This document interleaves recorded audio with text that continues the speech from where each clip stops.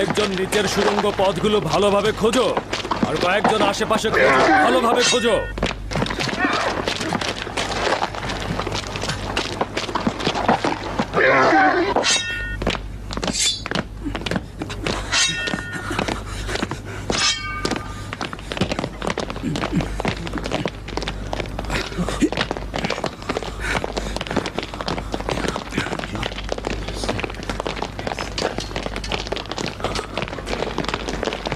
এদিকে এসো।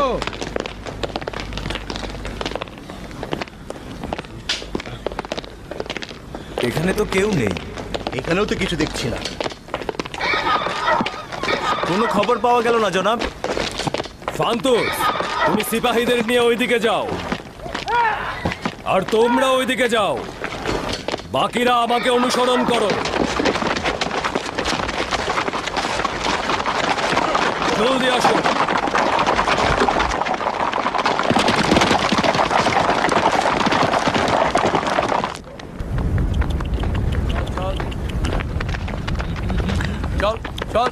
চল চল চল চল চল চল। হ্যাঁ, এরা কারা? হ্যাঁ, এরা কারা? পাহাড়ের উপরে যাচ্ছে। এরা কি আমাদের অধিবাসী? অপরিচিত মনে হচ্ছে। চল চল।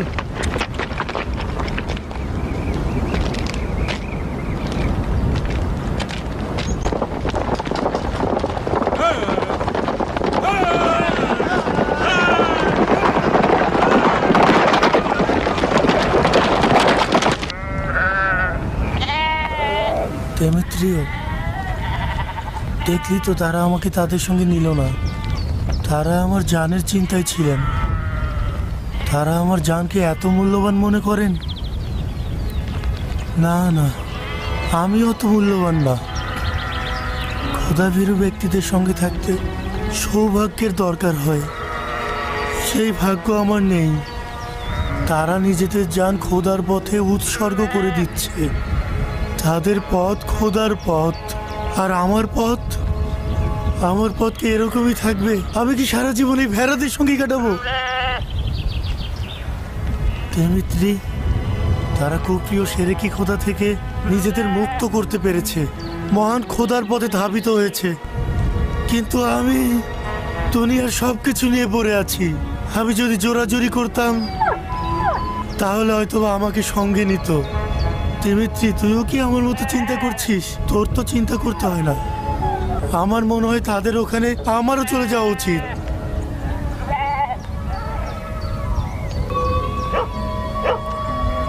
এটা ঠিক যে তুই কেবলমাত্র একটা জন্তু ছাড়া আর কিছুই না। তোর বিবেক বুদ্ধি কাজ করে না এবং অযথায় মাথা নাড়াচাড়া করিস। এটা তোর অধিকার, কিন্তু আমার বিবেক আমাকে বলছে তাদের পথ খোদার পথ, আমার ওখানে যাওয়া উচিত। তাহলে কেন এখানে বসে আছি?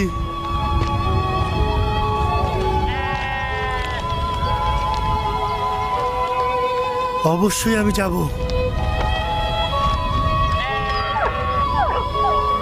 তুই থাক। দিমিত্রি, তুই ভেড়ার পালের দিকে লক্ষ্য রাখবি। এখন থেকে তুই ওদের রাখাল।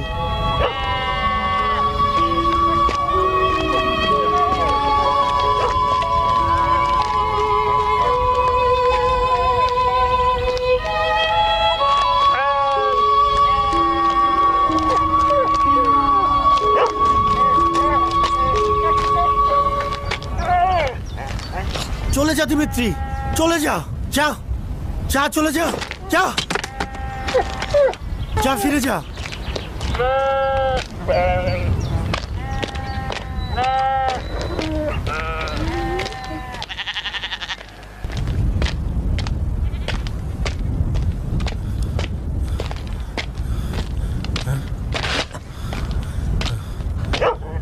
দিমিত্রি,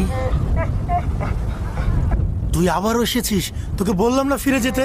কি আজব একটা জন্তু, কিছুই বুঝতে চায় না। যা এখান থেকে, চলে যা, ফিরে যা বলছি। তোকে ভেড়াগুলোর দিকে নজর রাখতে বলেছি, ফিরে যা। ভেড়াগুলোর তুই ছাড়া আর কেউ নেই, এখান থেকে চলে যা।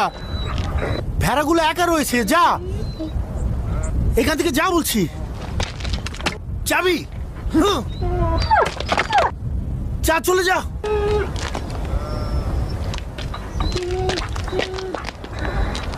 চলে যা।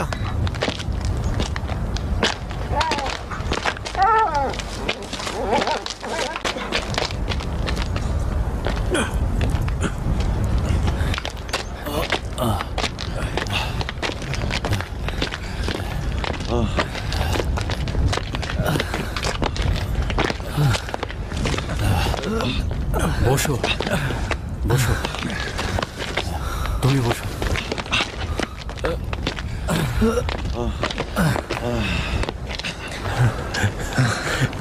এই জায়গা কিভাবে আবিষ্কার করলেন? ইবাদতের জন্য কি এর চেয়ে সহজ কোনো জায়গা খুঁজে বের করা যেত না জনাব ম্যাক্সিমিলিয়ানুস? মনে হচ্ছে জনাব ম্যাক্সিমিলিয়ানুস এমন কিছু জানেন যা থেকে আমরা বেখবর। আমি কিছুই জানি না, শুধুমাত্র জানি যে এই পথে কোনো একটা হেকমত রয়েছে, আর জানি যে এই গুহার মধ্যে অন্য কোনো জায়গা খোলা নেই, এবং দুশমন যদি এখানে চলে আসে তবে আমাদের পালাবার কোনো পথ নেই। কিন্তু আমার মন শতভাগ নিশ্চিত। আপনি খোদার ইবাদতের জন্য সবচাইতে কঠিন জায়গাটি বেছে নিয়েছেন। খোদার আউলিয়া হওয়া এতটা সহজ নয়। অবশ্যই জনাব ম্যাক্সিমিলিয়ানুস নিজের ইচ্ছায় এই জায়গাটি বেছে নেননি। মনে হচ্ছে অন্য কারো ইশারায় আপনার এই জায়গায় আমরা এসেছি। হে খোদা, কিভাবে ইনসানদের সাথে কথা বলছো? অধম বান্দাগণ কিভাবে তোমার সঙ্গে সম্পর্ক স্থাপন করতে পারবে? আমার মনে হয় এই পথ আমরা নিজের ইচ্ছায় অতিক্রম করছি না। হ্যাঁ, উত্তম হচ্ছে এখন আমাদের ওঠা উচিত।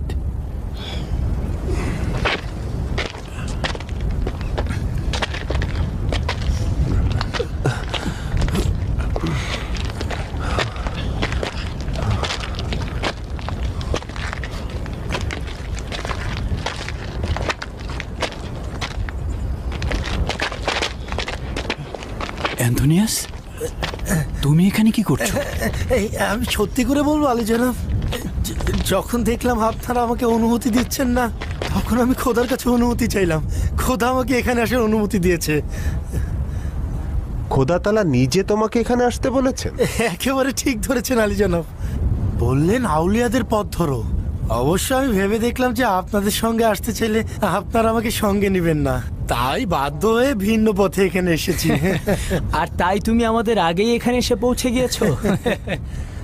আউলিয়াদের কথার অবাধ্য হওয়ার ইচ্ছা আমার ছিল না, কিন্তু আমি বাধ্য হয়েছি। তাহলে অবশেষে ঠিকই চলে এলে।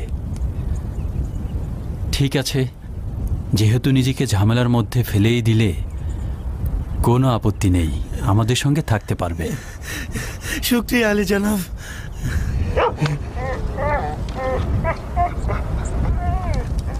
দিমিত্রি এসেছে।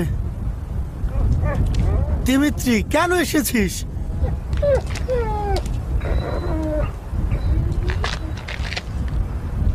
ফিরে যা দিমিত্রি, কেন আসলি?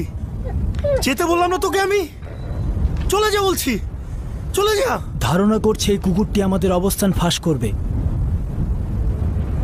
ইস, কেন যাচ্ছিস না দিমিত্রি? যা এখান থেকে, তোর মালিক তোকে যেতে বলছে। না না, মেরো না অ্যান্থোনিয়াস, আসতে দাও। সম্ভবত অন্য কারো কাছ থেকে ফরমান পেয়েছে। কি করে বুঝলে যে সে কারো সন্ধানে আসছে না? যার সন্ধানে আমরাও রয়েছি। তুমি কি ভাবছো ওর ইচ্ছে কি তোমার চাইতে কোনো অংশে কম, অ্যান্থোনিয়াস?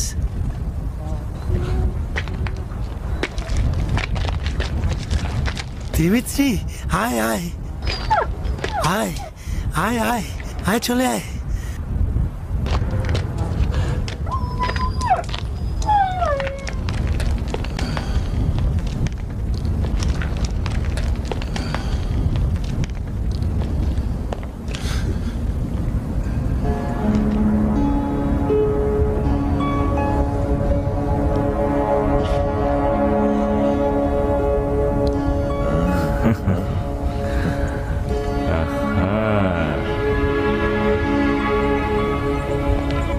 তো বলি, জনাব ম্যাক্সিমিলিয়ানুসের পছন্দ তো মন্দ নয়। হ্যাঁ, পর্যাপ্ত জায়গা রয়েছে।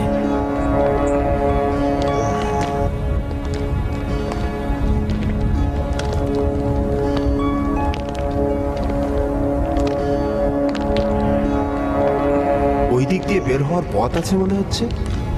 না, ওইখানে একটি বড়সড় গর্তের শেষ প্রান্ত।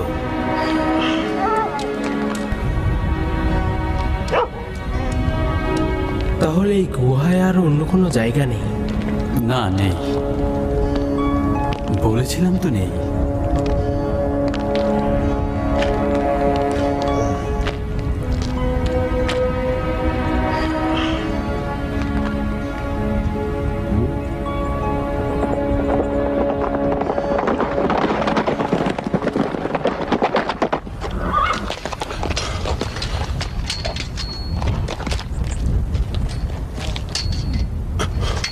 এটাই তাহলে তাদের যাবতীয় ষড়যন্ত্রের মূল কেন্দ্র ছিল।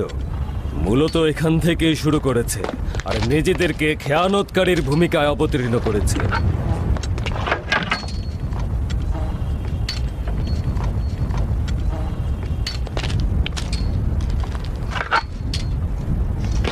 মনে হচ্ছে তারা এই তীর ধনুক দিয়ে শিকার করত। হ্যাঁ, তারা তীর ধনুক দিয়ে শিকার করত, তবে রোমান সৈন্যদের কোনো জীবজন্তুকে নয়।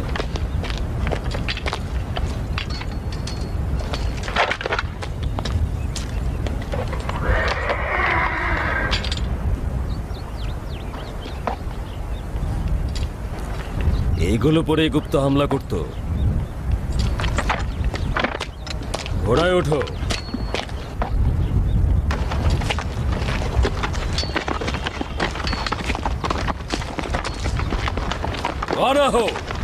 সমস্ত গ্রাম এবং আশেপাশে তন্ন তন্ন করে খুঁজবে, কোথাও যেন বাদ না পড়ে।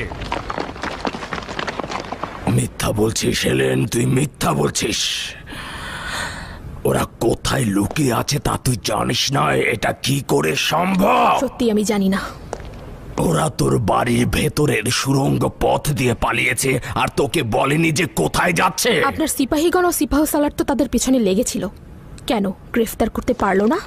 তুই হাজতীদের ফেরারি হতে সাহায্য করেছিস এবং এই অপরাধের শরিক তুই নিজেও।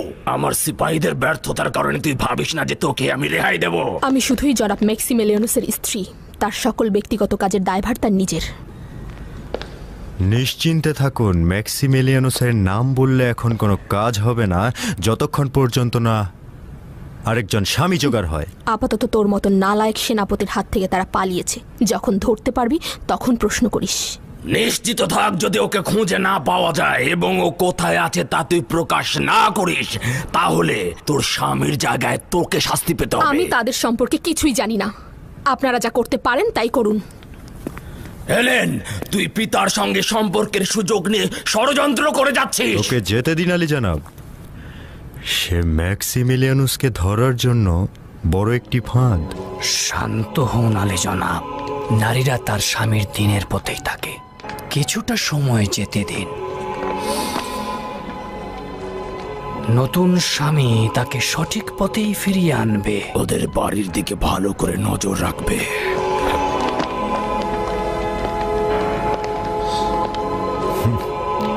অবশ্যই আলী জনাব, অবশ্যই।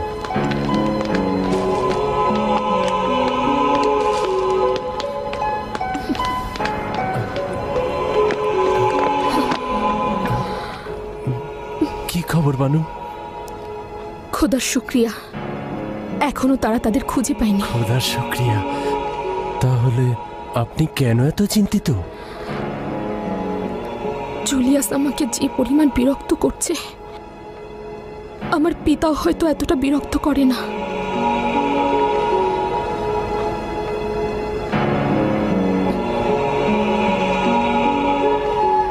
হে খোদা, তিনি যেখানেই থাকুক না কেন, যেন দুশ্মনের বদ নজর থেকে বেঁচে থাকেন।